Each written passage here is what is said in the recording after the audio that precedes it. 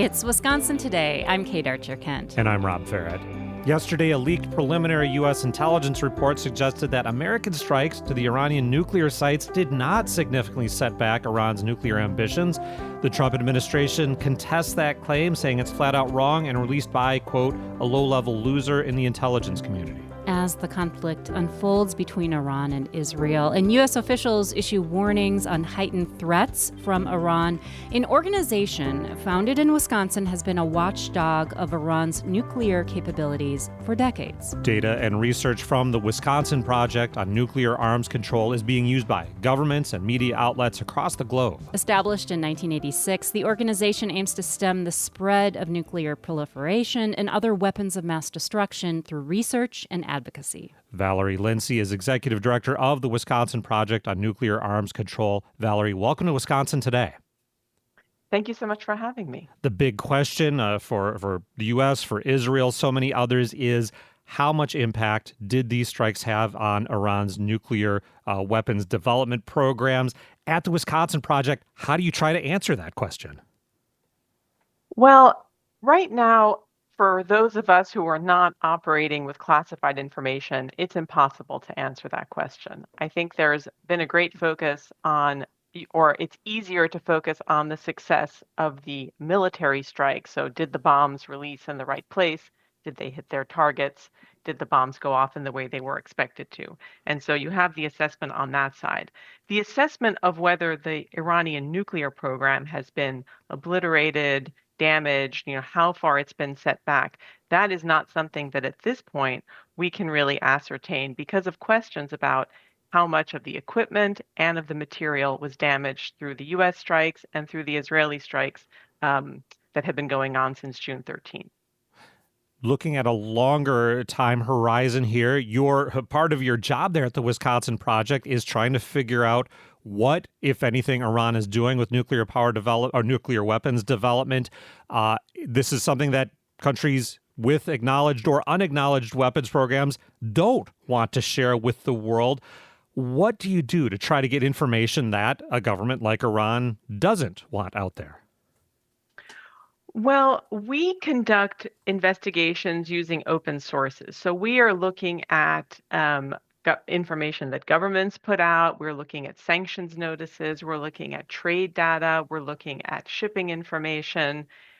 We bring all of this information together, and our particular focus is looking at proliferation supply chains and sanctions evasion networks and trying to figure out who is looking to buy what types of goods, equipment, technology that can be used to make weapons of mass destruction. So that's kind of our entry point into this question. Prior to this conflict, we'd heard from national security in this new administration, Tulsi Gabbard, downplaying the Iranian nuclear weapons program. President Trump has dismissed those statements now. Before this conflict broke out, Valerie, how would you assess what Iran was doing with nuclear weapons development?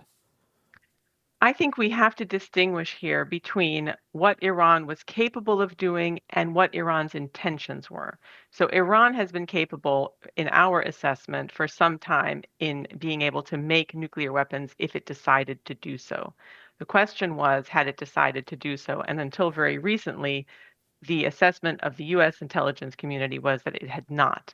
And that's what Tulsi Gabbard said earlier this year.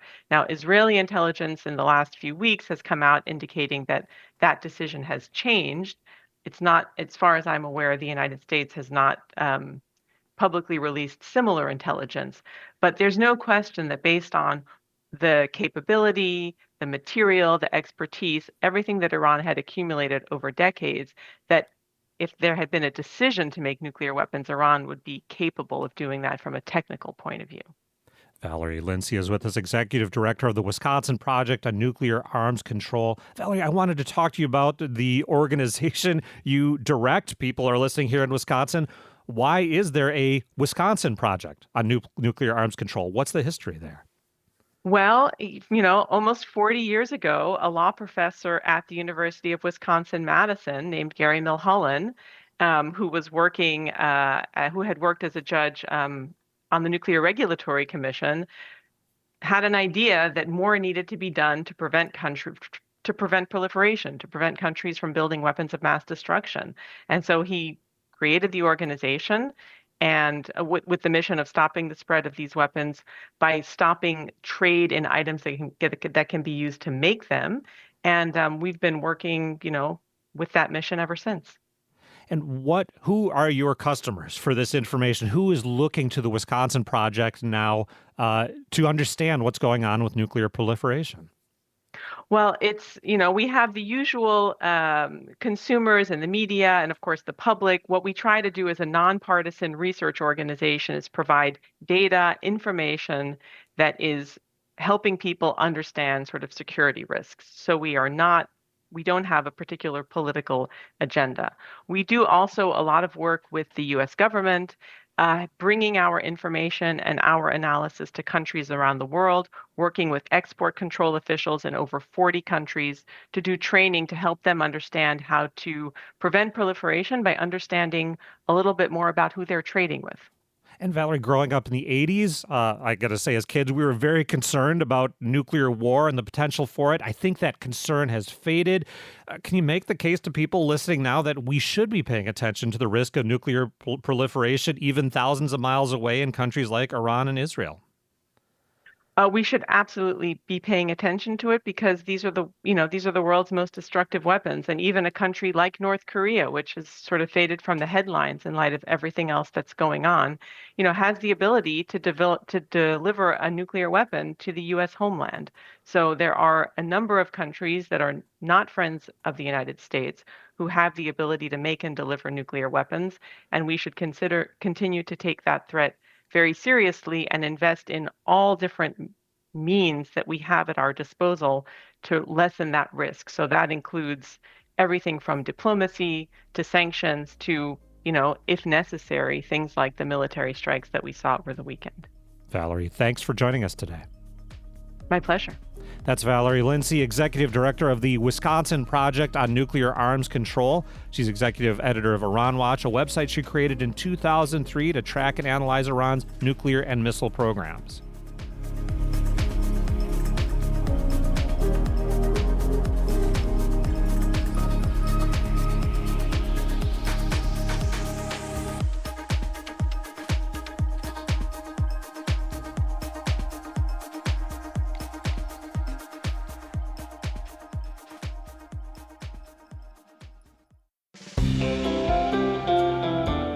Coming up, a new memoir chronicles unmet needs in assisted living. The author's mother lived in 6 different facilities in Dane County. My mother was not receiving the kind of care that she deserved, which meant that others in the same room with her were not receiving the care that they deserved. A journey in elder care. That's next on WPR News.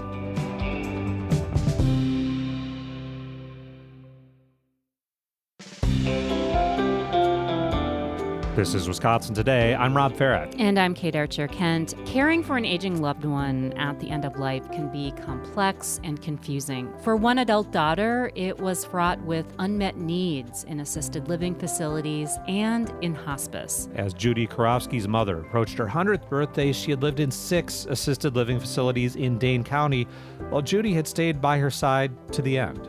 I functioned as the bedtime caregiver. I washed my mom's face, I removed her hearing aids, I changed her into a nightgown. Every night, I turned on a light TV program, although she really wanted to watch CNN News. I transferred her increasingly unstable body to bed. My dog and I both kissed her goodnight, and I drove home, exhausted and haunted by care lapses that could occur in my absence. Judy Karofsky's new memoir is called Diselderly Conduct, The Flawed Business of Assisted Living and Hospice. Judy, welcome to Wisconsin Today.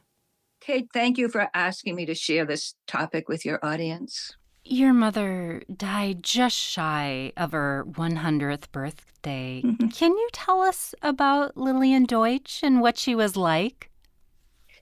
She was a spark plug. People just gravitated toward her. I'll just take you through the period after I went to college. She just walked into one of the largest corporations in America, the New England office of what was then AT&T, and said to them on the ground floor at the receptionist desk, "I'm here for an interview. You have to hire me." And they did. So she had a natural tendency to understand the world around her. What were her relationships like with her caregivers that surrounded her in these assisted living facilities? My mom loved her caregivers. I can remember one caregiver coming in on a Sunday on her day off to take my mother to the highest floor in the facility in which she was then living so she could overlook the Madison Lakes, just to spend time with her. I can remember another one who on her day off brought her newborn son for Lillian to hold. These relationships, though, were short-lived because of the staffing turnover at these facilities. Is that right? You're so right, Kate. And that's a problem nationally. And the caregivers, although they came in with love, they wanted to help and they wanted to learn. I learned that they were not trained sufficiently. They for sure were not paid sufficiently. They were not represented. We do not have a union that serves them. So they're in many ways exploited by the business, by the industry. And in many situations, so the facility who was unable to increase its staffing level on any given day would make a call to an agency for a temporary, or many temporary caregivers, all of whom I'm sure came with the same desire to be helpful, but they didn't know the residents, they didn't know the meds, they didn't know the schedule, and they were not really helpful in the way that we needed help, that my mom needed help. And yet at the same time, you write that there's been this explosion in assisted living facilities since 2018. Why are we seeing so many of these facilities open if they can't be properly staffed? Why are we? Because these are businesses that are not supervised. These are businesses that have no federal oversight, no federal regulation. I can tell you that in Wisconsin, there are some regulations, but they're minimal. And until we have some oversight, this falls into the category of profiteering. We're talking with Judy Karofsky about her new book. It's called Diselderly Conduct, The Flawed Business of Assisted Living and Hospice. And she wrote it after her mother's experience of aging and dying in these facilities in Dane County. Judy, the cost of long-term care and hospice is staggering. I mean, you paid $17,000 in rent to facilities during your mother's last 2 months of life. Why is it so expensive? Because it can be, quite honestly. Paying for somebody who interviewed me said, "This sounds like it's just it's a hotel with some services." And I said, yes, that was the model at one point. And I also in the book, Kate, discuss hospice. And the hospice we're not charged for hospice. So if hospice becomes part of the caregiving team, that does not add an additional cost. You would think, I thought, that once hospice became part of my mother's caregiving team, there might be some reduction in the rates from the assisted living, but that didn't happen. Your mother breaks the timeline for hospice and is kicked out of hospice. Can you talk about those rules of hospice? Yeah, as I just said, hospice receives its funds through reimbursements from Medicare, and Medicare sets the rules. And the rules are this: people who are near death are eligible if a physician on the hospice staff, the local hospice staff, can or will determine that person only has 6 months to live. Well, how can you do that? I mean, you can unfortunately, you can for some situations, but my mother was not suffering from either heart disease or diabetes or cancer. And it's even difficult with those three, but those are the three main medical problems that bring people to hospice. My mother had a more lingering situation. She was aging. Aging was actually what my mother was dying from. So when she was 99 and a half, they said, she's been on hospice for too long. And within 48 hours, 48 hours. The hospice nurse would not do anything with or for my mother because she was no longer a hospice recipient. I had to find a wheelchair for her. I had to keep track of her meds. I had to buy all the bandages and supplies that cough medicine. She was going through a lot of cough medicine. So that was exhausting for me and quite unfortunate for my mother. At the very end of her life, she was reinstated in hospice. They did acknowledge that she had declined to the extent that hospice could be involved again. What did this do to you and your life? You were in your 70s and I was already being in my the 70s. point person and care for your mom. Mm-hmm. It made me aware of the failings in the industry. It made me aware of the untruths, of the deceptions. It made me aware of abuse, Kate. Unfortunately, my mother was both sexually abused in one facility and physically abused in another facility, to the point at which a police person was called. And I have pictures of those bruises. I just did one step at a time, one day at a time, because during the days, this woman was still fun. She recognized me. We did not lose that. So I was blessed in that sense that she knew who I was when I walked in the room, and her face lit up. And who would not keep coming to have that welcome every day, if able to do it? And I was at that point retired and able to spend all the time with her. And she was fun. If I took her in the summer, if I took her for a wheelchair walk, she loved the gardens along the way. She knew where she was. There were certain foods that she liked to have, but underneath it was heartache, because I knew that doing the best I could in this community, in a community like this one, Dane County, Madison, Wisconsin, liberal, caregiving, that my mother was not receiving the kind of care that she deserved, which meant that others next to her, with her, in the same room with her, were not deserving the care that they deserved. How do your mother's experiences that you lived yourself, how do they inform your own choices going forward in your life? Personally, I've recently relocated, so I no longer have a house with stairs to the basement to the laundry. I have a one-floor situation, but it's not in a facility. And I'm looking ahead, because I can't be blind about it, to a time when I have 2 bedrooms. I'm sitting in one of them now, which is my office, and a caregiver will accompany me. And that's everybody's dream. It's always been the cry, no nursing homes. Of course, nursing home is sort of the generic term.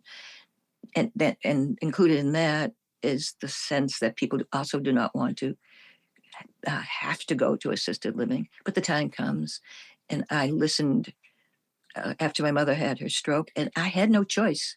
I could have, I suppose, moved into her, but there wasn't a way that I could do that, given the type independent living apartment that she was in. Can you tell? I have no answer, but I have good thoughts. I don't know.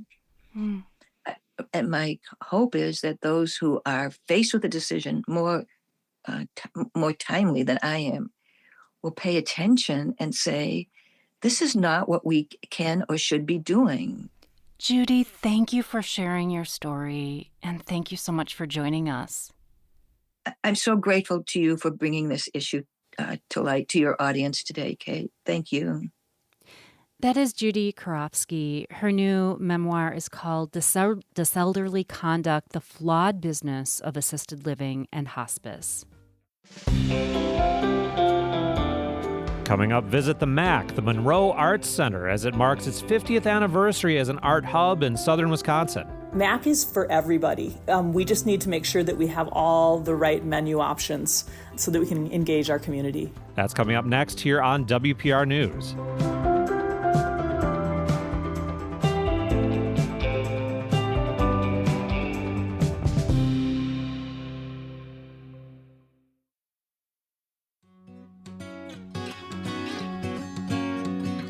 It's Wisconsin Today. I'm Kate Archer-Kent. And I'm Rob Farrett. The Monroe Arts Center celebrates its 50th anniversary this year. It's marking the occasion with a new exhibit that explores the history of its own buildings. That includes a building from 1869, which originally served as a Methodist church in the Greene County community. The center is a hub for arts in the southern Wisconsin area with art exhibits and live performances. And in recent months, the center has expanded its art workshops for kids and adults, along with its educational programming. The Arts Center's director joins us now for a look at the role the organization plays in the community.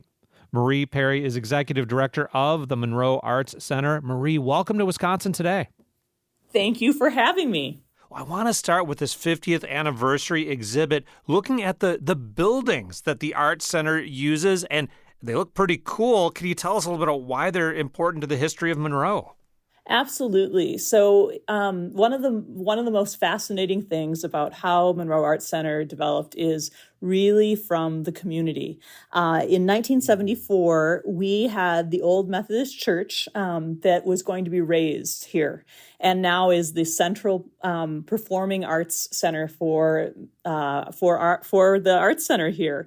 And the way that came about was a grassroots effort led by Peg Stiles to buy the building, renovate the building, and make that a center for the arts in Monroe. And she did that very, very effectively. And as we say, it's become a center hub for our community for the last 50 years as a result of her passion. And do I have this right? The original Methodist church was built in 1869? Yes, and it is a beautiful structure. We just finished getting a RISA grant from the community here that is going to enable us to keep the roof in good shape, do some repainting inside, and refurbish the front doors, which, is a beautiful, beautiful symbol of that building architecturally. Talk us through the exhibit now. What are we going to see in the history of not just the church, but the whole, campus of the Monroe Arts Center? One of the most fascinating things for me, my background is in visual resources and archives, and also as a children's writer and illustrator and artist.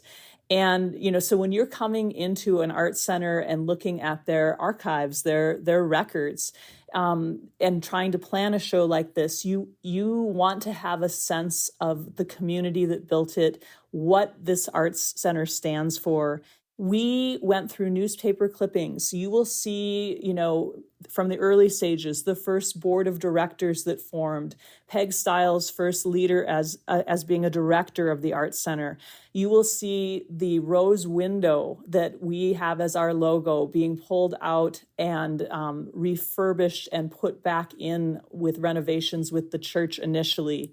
And it goes and goes and goes until you get into 2019 when they opened, through Colony Brands efforts and many other donors' efforts, an entire new addition to the building, very contemporary addition, but it allows for us to have expanded, gorgeous gallery space in our Marani and Wellington Gallery.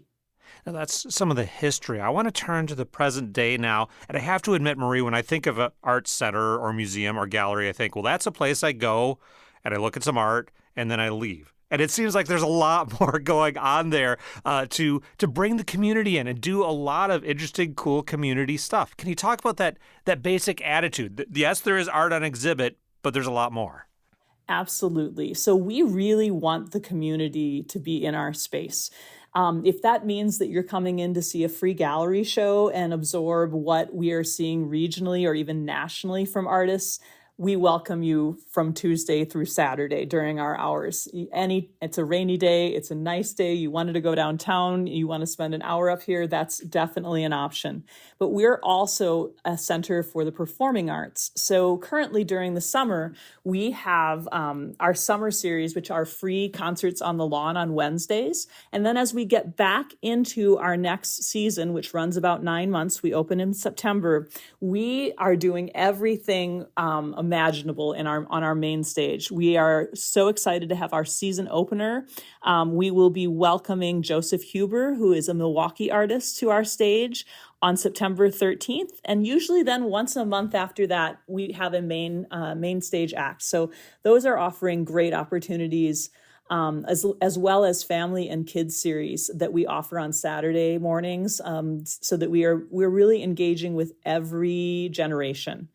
And if I can say, one of my great missions right now is to make sure the center is a place where people learn about the arts, not only going in and seeing a gallery show, but being able to have a workshop, a youth workshop with an artist, with a performer. We're trying to build a strong youth workshop program here so that kids can start their art experience with MAC. Yeah, why is that important to you to have this to be a place not just to come and see art, which, again, you can do, but a place where people can learn to make art and maybe have fun making art?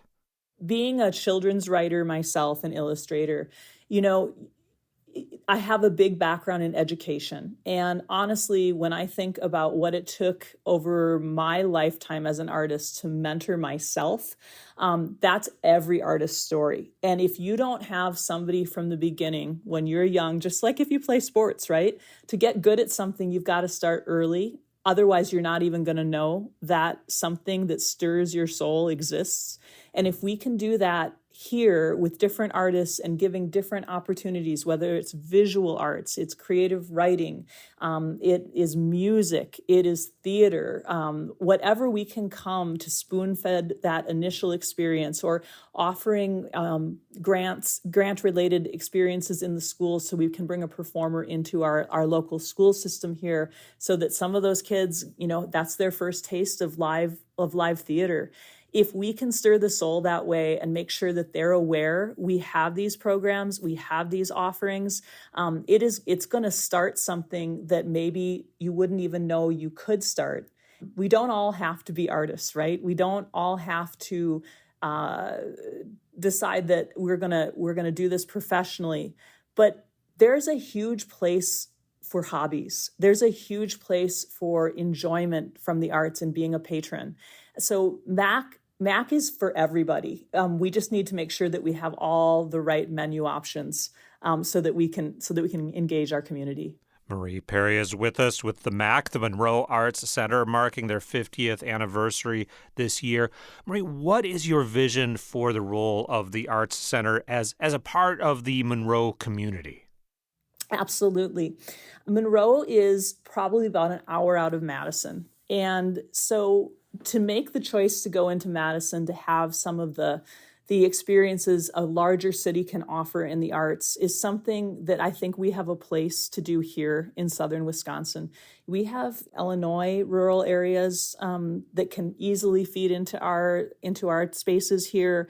We have rural areas within Greene County. We want to be able to offer something really important in terms of performances, in terms of gallery shows, in terms of education here, so that we can expand art into areas that aren't necessarily accessible for everyone. I think sometimes people think of arts as something you go to the bigger city to see, right? The big museum or whatever. Why is it important to say, no, art can be anywhere? I think it's important for art to be anywhere because if we don't make it anywhere, some people don't get the opportunity to experience the arts. If you are from a family that hasn't had a big push, to know about the arts, sometimes schools are the way we by working with schools, our own schools, we can actually encourage those kids to see opportunities that they might not see from their home life. Also, just, when you think about people working like we do these days, making that special effort to get an hour away, to go see an exhibit, to go have a class for your child, it just becomes harder. And accessibility really becomes an issue when we think about building in the travel time, building in the time in our family schedules to make that happen. So if MAC can be here to offer those opportunities and offer really great opportunities, it just expands the arts into every part of Wisconsin. Marie, we'll leave it there. Thanks so much for joining us today. Thank you for having me. Marie Perry is Executive Director of the MAC, the Monroe Arts Center, marking its 50th anniversary this year. Wisconsin Today producers include Mackenzie Crummy, Colleen Leahy, and Trevor Hook. Our technical directors are Lee Rayburn and Tyler Ditter. Learn more about us at WPR.org/Wisconsin Today. I'm Rob Farrett. And I'm Kate Archer-Kent. You're listening to WPR News.